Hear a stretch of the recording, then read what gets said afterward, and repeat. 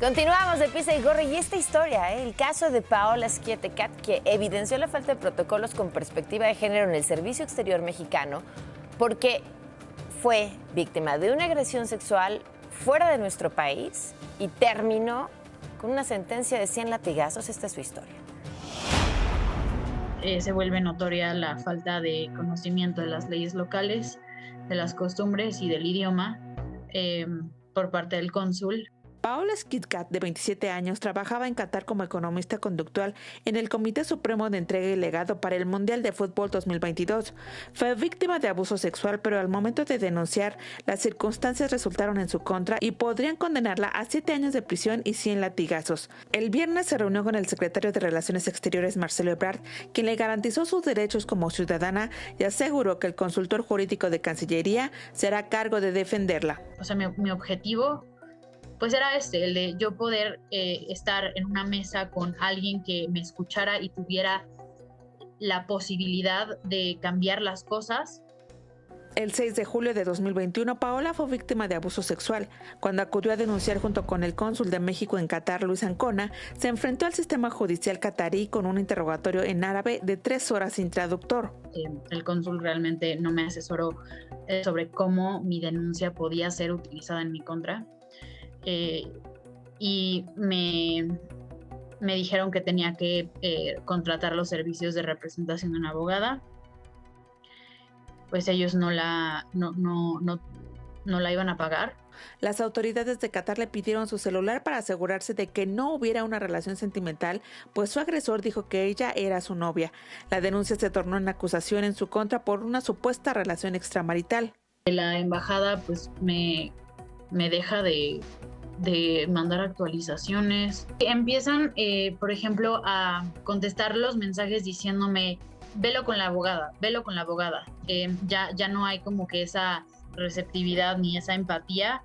El cónsul, pues, mi mamá estaba en Doha conmigo después de que yo comparecí ante la fiscalía y a mi... Y mi mamá le preguntó al cónsul qué hacer porque estamos recibiendo amenazas y cuentas falsas que hacía el agresor. Y el cónsul solo dijo, pues cierren bien la puerta. Esta semana, cuando su historia se hizo pública, la Secretaría de Relaciones Exteriores emitió un comunicado en el que contradecía la versión de Paola. Aseguró que la joven fue apoyada en todo momento por la Embajada de México en Qatar. El hombre que presuntamente atacó a Paola fue absuelto del cargo de agresión sexual, a pesar del informe médico en el que se daba cuenta de las lesiones que tenía producto del abuso. Tanto su abogada en Qatar como el abogado del presunto agresor le recomendaron casarse con él para cerrar el caso.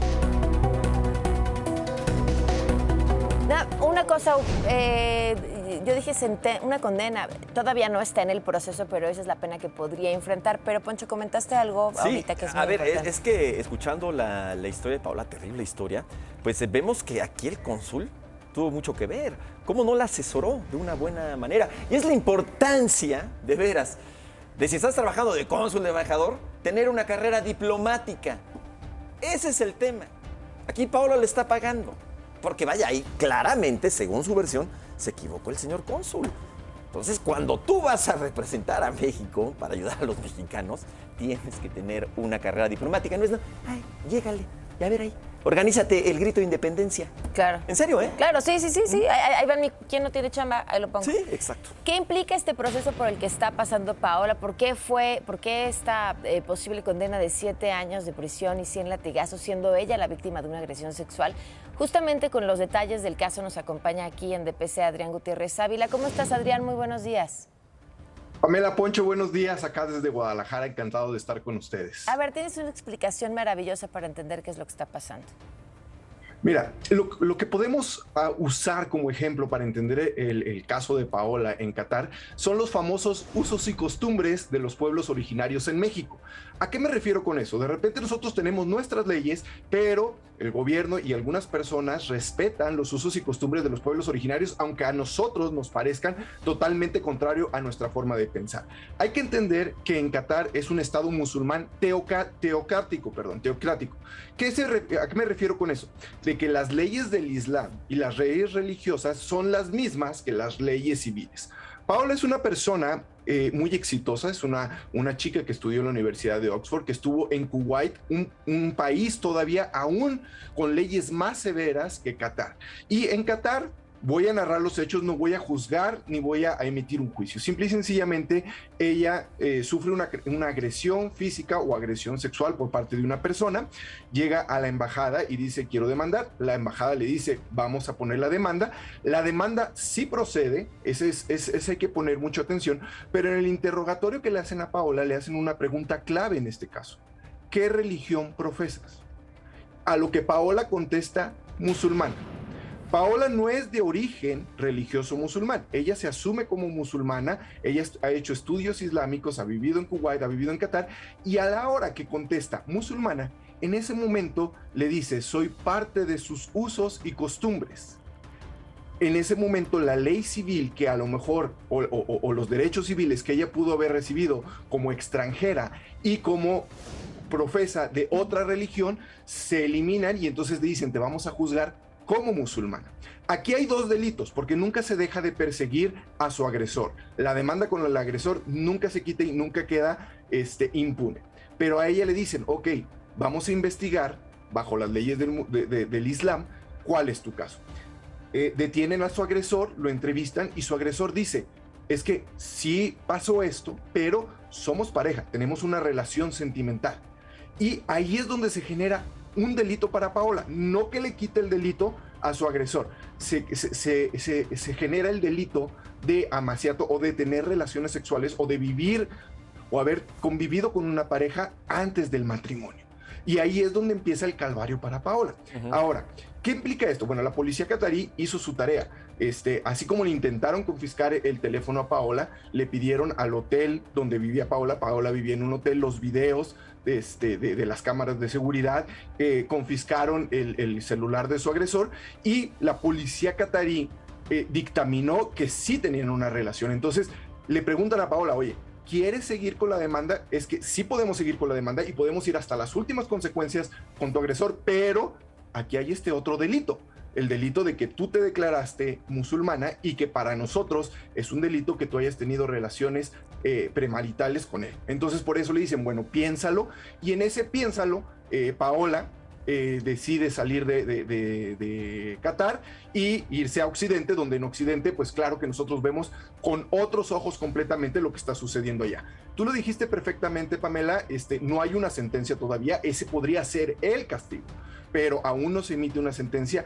Yo creo que el papel de la embajada, y ojo, yo no soy ni promotor ni seguidor del gobierno, todo lo contrario, fue correcta porque le ayudaron a salir del país, donde ella sí tenía un delito, por decir así, dentro de las leyes del Islam que perseguir, aunque eso no quita el delito de su agresor.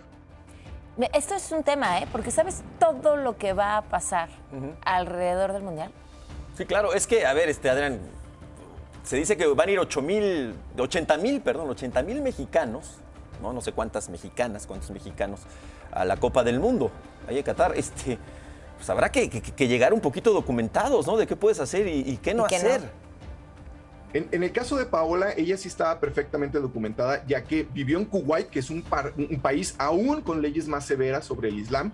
Al ella convertirse al Islam, y no le estoy quitando valor a su denuncia, ojo, lo único que estoy diciendo es que ella sí conocía las consecuencias de asumirse en una religión que nosotros como judeocristianos no conocemos y que tiene leyes completamente diferentes a las nuestras. Ahora, efectivamente yo sé, Poncho, que eres futbolero, yo también soy futbolero, van 80,000 personas a un mundial de un país que no tolera muchas cosas, que nosotros sí tenemos esa tolerancia, entre ellos